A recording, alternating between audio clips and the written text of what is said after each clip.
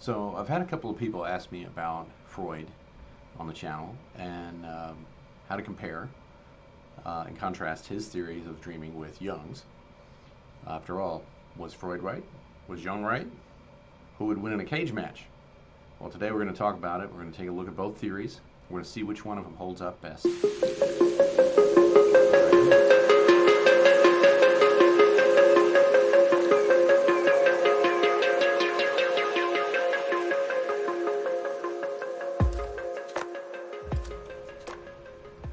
So let's get this out of the way. Freud was a genius. He was a revolutionary. His book that came out in 1900, The Interpretation of Dreams, was phenomenal. He took all the information up to that point, put his own spin on it, and he came up with some ideas that were revolutionary at the time. Since then, of course, it's been over 100 years now, and a whole lot has happened since then in the subject of dreams and what they mean and what they don't mean. Jung was one of those folks that built on his theory, came up with his own. But I don't want to take anything away from Freud, because what he did was truly revolutionary at the time. So let's take a look at both of these theories and see how they compare. So first off, Freud felt like there was a structure to the psyche, and it included this thing called the id. And the id is primitive impulses. So that would include the sex drive, mainly. Now, he focused a lot on the sex drive because he felt like it was important for evolutionary reasons. Makes sense. And when you go from there, he took the id as mainly the primary source of dreams, meaning that the surges of affective energy that came from the id would then need to be dealt with somehow by the psyche. And at the time, he called it this thing called the dream censor. So rather than be plagued with all of these dreams about wild sex that we're secretly wishing for, he argued that the dream censor, another part of the psyche which later became the superego, will take this raw surge of energy and transform it into a symbolic narrative that hides the latent content or the latent meaning of the dream. So already he's making a statement about what the point of dreams is and what they're largely concerned with. In this case, he felt like the function of dreams was to protect sleep. These surges of activity might wake us up in a fit of rage or sexual desire, and if we didn't have the dream censor there to kind of sculpt it into something more palatable, then we might wake up. And so it's the dreams would be the result of that. And if it wasn't for the dream censor, our sleep would not be protected from these surges of id activity. So this means then that dreams have a latent meaning and a manifest meaning.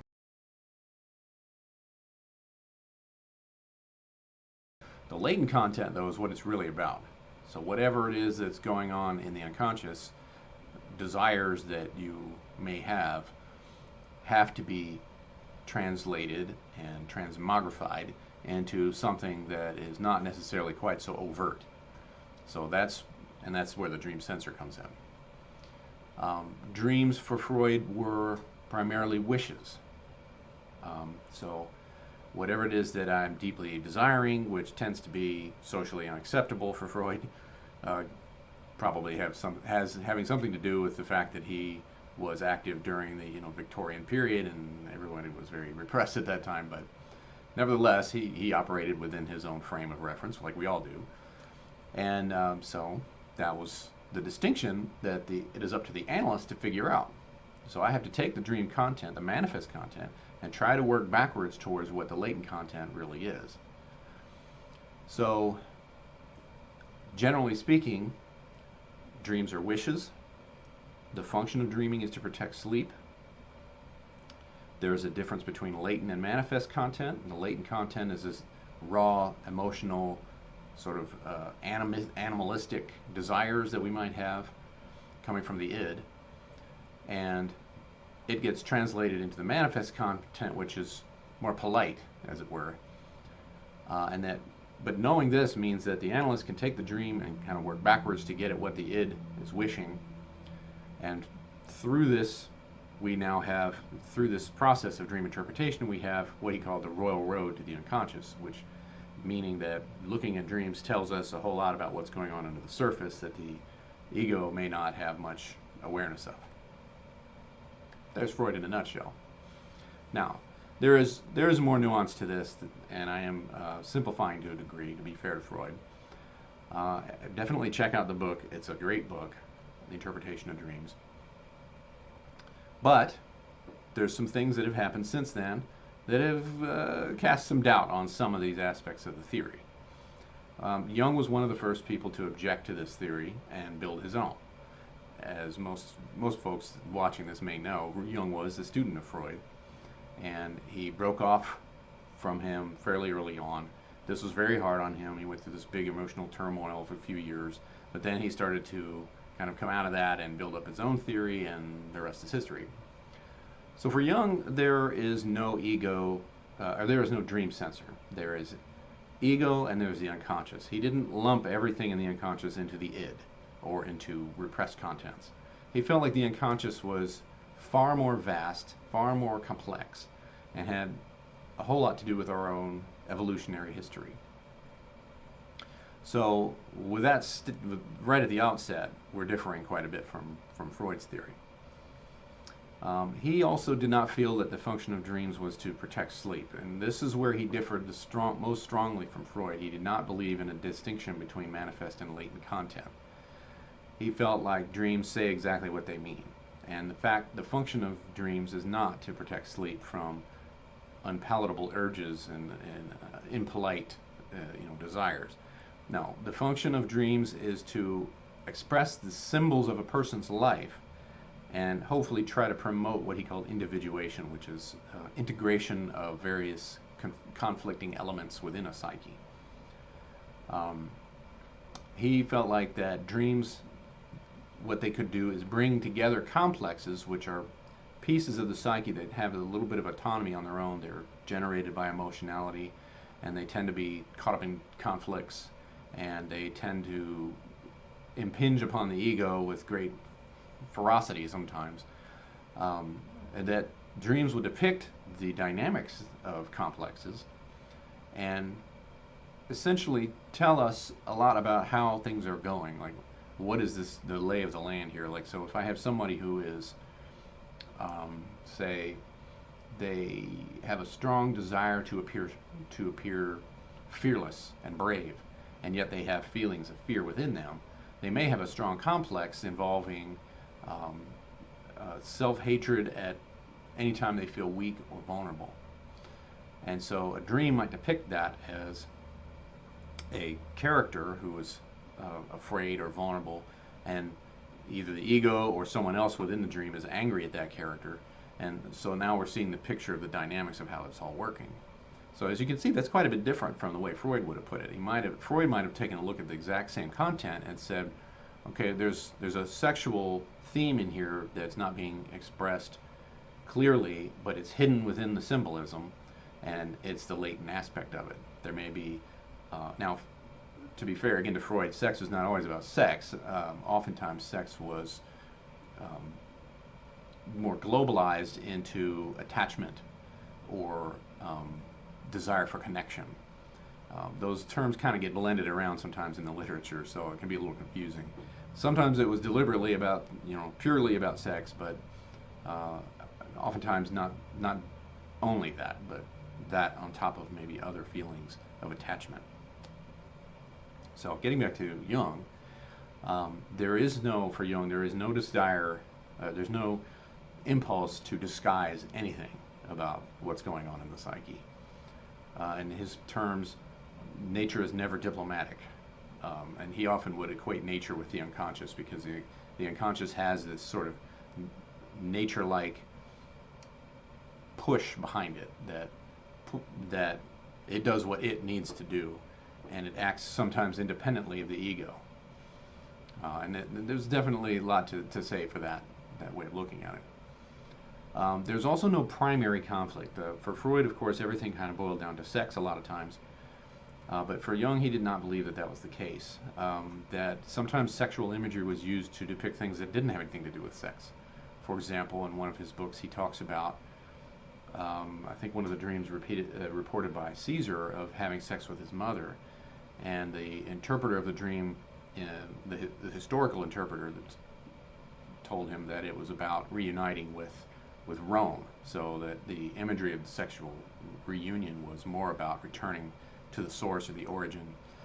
Jung felt like that was something that the psyche did do sometimes, whereas Freud would have none of that. He would say, no, it's always about sex and about the Oedipal complex. So, whereas Jung would say the Oedipal complex can manifest in the psyche if it's there, there are a whole slew of other archetypal situations that can manifest in the psyche as well, and there's not one supreme one that's more important than any of the others. So, for Jung, at any stage of life, if you run into, say, an archetypal situation, like the encountering of a mentor type figure, having someone in your life who needs your help as like a learner, then you might see images of the old man in the forest, or the old wise woman who has all of the knowledge. That sort of thing. Things that you see in fairy tales, honestly. And that, of course, for Jung, he connected that as well. So those are the main differences, right? So for Jung, there was no dream censor. The function of dreams was not to protect sleep, but to depict the dynamics of the psyche in images and symbols. And the more typical of a situation that you ran into, the more archetypal that the images surrounding how that was depicted in the dream would be. So that would be the reason for archetypal symbolism around the world. Mother and father goddesses, Beauty and the Beast themes, or Cinderella, or the hero's journey, or the dragon slayer. All of that kind of stuff can pop up in anybody because these are archetypal situations that have been around for so long, they've just sort of found their way onto the genome. Now, he didn't say it that way. That's one of my ways of putting it. But he would say that it has found itself in the psyche because of our long history with these things. He didn't know as much about genetics. So that's the function of it. They're not wish fulfillments. They're expressions of the current dynamics of how you're doing right now.